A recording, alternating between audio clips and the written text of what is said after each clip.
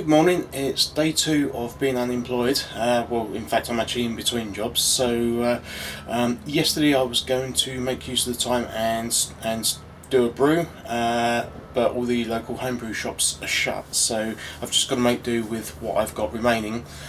So I don't really know what the beer is going to be. It's just going to be a hodgepodge of different grains and hops, and we'll see how it turns out. Okay, here's my HLT. It's got around about 100 litres of water in at the moment. The element is turned on, it's set to 75 degrees, so by the time I add water to the mash tun and then add the grain, it should bring it down. Well, it will bring it down. I'm going to be aiming for about 67 degrees. I think I must have around about 10 kilos of pale malt. I've got some I think it's Munich malt. So what's that? That's got to be around about 3 kilos, I think. And flaked oats, and various other grains in here. Wheat malt. So I'll probably just stick it all in, see what comes out. Okay, all of the grain has been weighed out now, so I've got 10.4 kilos of Marisota pale malt. I've got 3.5 kilos of Munich, 2 kilos of wheat malt, and 1 kilo of flaked oats, and I'm going to add in an extra 500, maybe a little bit more of dextrose, just because I've got it and it needs using. Okay, the HLT is up to a temperature, it's actually now over 80 degrees, so I'm going to flush some water around the mash tun, then that will help it maintain the temperatures much better. Okay, so the tap taking water from the outlet of the HLT, that tap's open, the tap is closed to take it around the Hermes coil, this tap open which will allow the water to go to the mash tun, and this tap's closed so the water can't go anywhere else in the system. So let's give that a try. I'll just reduce that because I've got nothing to restrict the flow in the mash tun, so I don't want it spraying boiling water everywhere.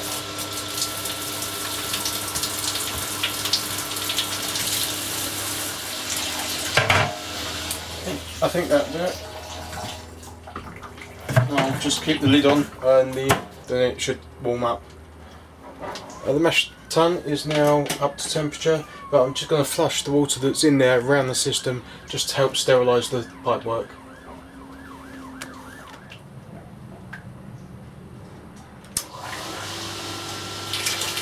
That's better. Just put the lid on just to keep the heat in. Now I know that's going through okay. What my pipework doesn't include is a return back into the HLT. The water that's gone around the system, I'm happy that it's clean, but I just, because it's still hot, I'd like to reuse that rather than bring the HLT temperature down with some fresh water. So just refilling the mash tun.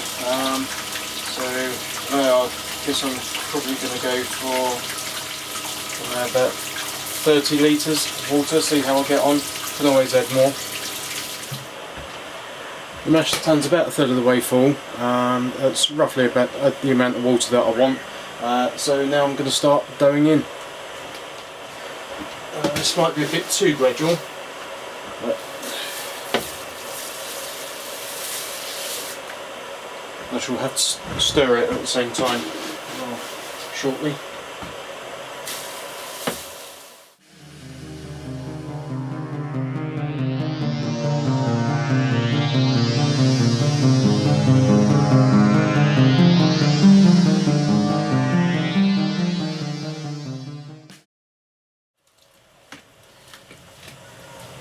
Okay, I think that's okay. You don't want to stir it too much because then you start breaking up the husks, and that's when you get kind of oaky flavours and tannins and dryness, and ideally that kind of stuff you'd want to filter out of the end product, and it's very difficult if it's broken down too much.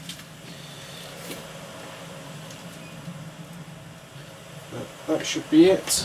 Temperature wise, we're just over 60. Ideally I want it at 67, so I've got two options. I can either add hot water to it, but it's probably looser than it should be. So what I'm probably going to do is recirculate what I've got in here through my heat exchanger, which is in the HLT, and that should heat the wort up as it goes through the system, and yeah, I'll keep doing that until I get to 67. Okay, so the tap is open there, goes down to the pump back up around the manifold, into the heat exchanger, back out, and then into the back of the mash tun.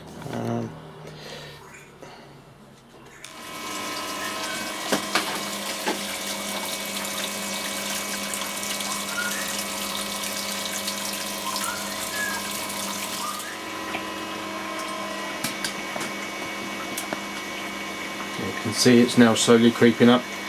When you start recirculating, it does seem to drop off a couple of degrees before it gets where you want it to. So that's going at quite a rate. What I don't want it to do now is overshoot, so I might just stop it just for a sec. I'll close the output tap, just see if it goes up anymore. See, it has. So 66.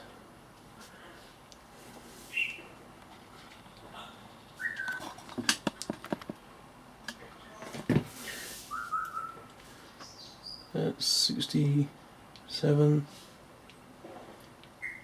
So I'll leave it until close to an hour, and then I'll recirculate some more, and what that should do is filter the grain, so all the fine particles will go around the system back in the top, and the grain bed itself will filter out the fine particles.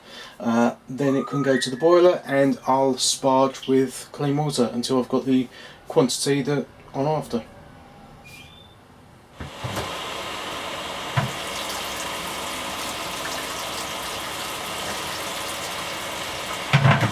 It's now much clearer.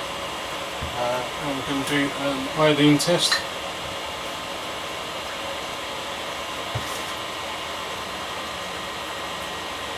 It tastes really good, really sweet.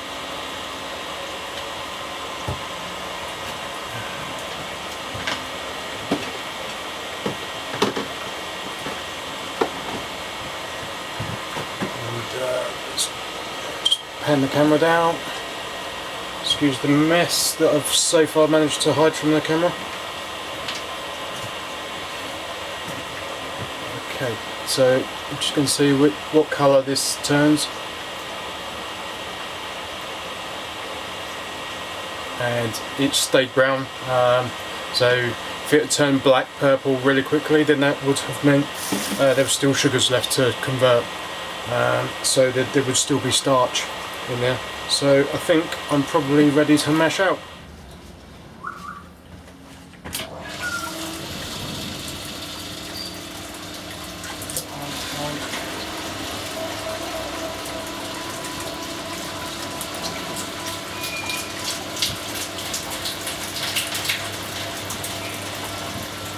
It's obviously going to take quite a while to fill this up at such a slow rate, so it's just a bit of a waiting game now. Let's slide right off. I've just taken a gravity reading. That's about 1060. Now I've got the elements covered. I can turn this on, then that way it's just going to get up to temperature quicker than if I leave it to fill all the way. We're now 20 minutes into the boil.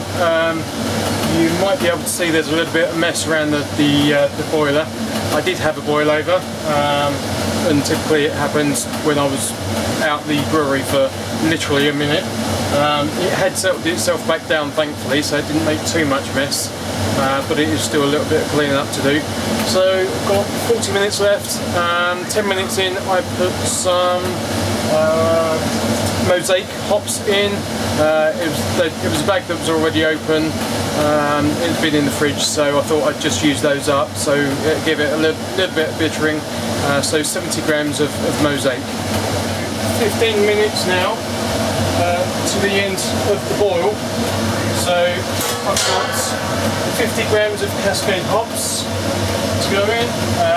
I've got 35 grams of licorice root, 70 grams of orange peel and 70 grams of lemon peel.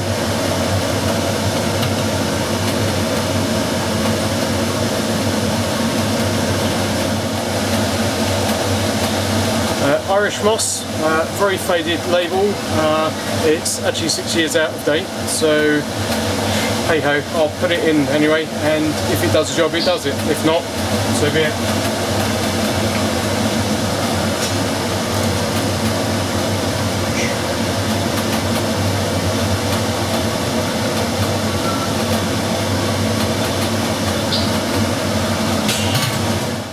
Okay, boil time is now up.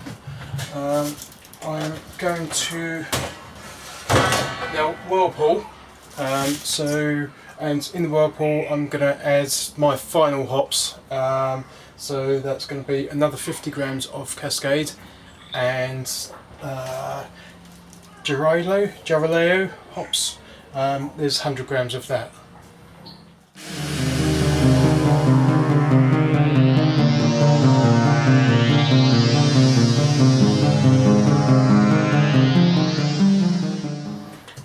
Okay, just replace the rubber gasket.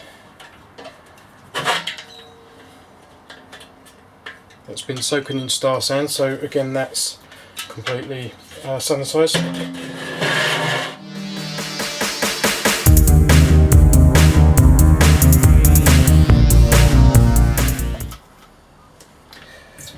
Now I've got food grade silicone lubricant.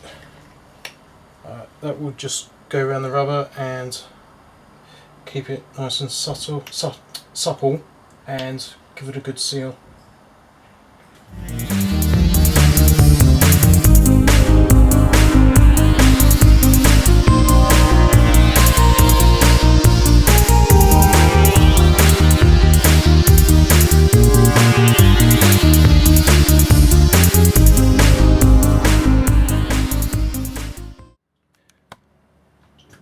So the first thing I want to try is just to make sure it's going to hold pressure.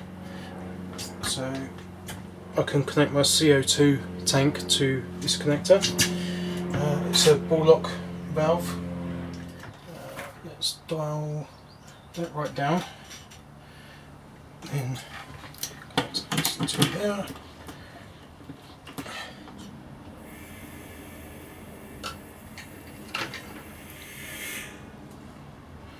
Should be holding, and if I release this,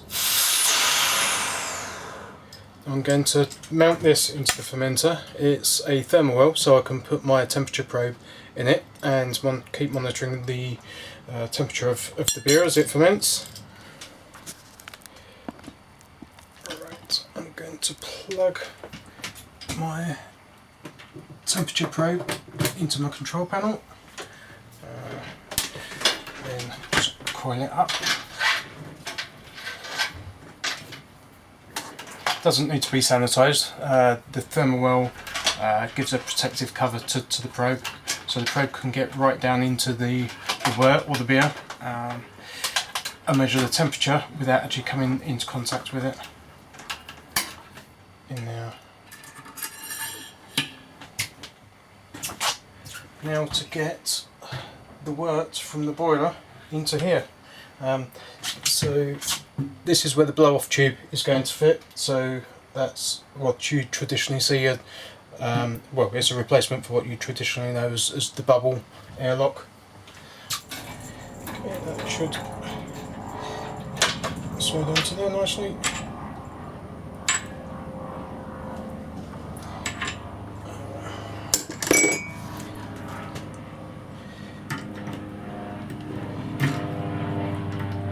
Not the best tool for the job, but we'll do. Let's just tighten it up. It's just a hand. I'm sure that will be fine. Okay, now open up the boiler tap, and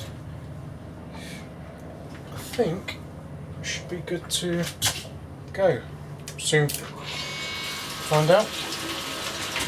Yep. So yeah, that's now filling. The wort's actually at 70 degrees still, and that's fine by me. A lot of people cool it down before they put the wort into the fermenter, and that's great. That's possibly the best way to do it. But with mine being at 70 degrees, it's going to carry on sterilising the fermenter, and then I'll look to recycle it through another heat exchanger. So it will be a plate chiller, and should bring it down to sub 20 degrees in hopefully only a few minutes. Of course, typical, I've had a bit of a nightmare, so water leaking everywhere. I've got the hose pipe coming in, it's going into the heat exchanger, and that connection leaks, comes out, and I'm almost at, well, I'm onto the second boiler that I'm now filling with hot water. So it comes out the tap cold, goes through the heat exchanger. The wort is flowing out, or being pumped out of the bottom of the fermenter and back in the top. So the cold water from the tap cools down the wort heats up the cold water from the tap, and so there's relatively warm water going into the boiler. This is a system that I completely need to rethink. Better quality plate chiller, and yeah, some upgrades, and obviously the expense that goes with that. So I'm measuring the temperature of the wort, and that's now down to what's that down to?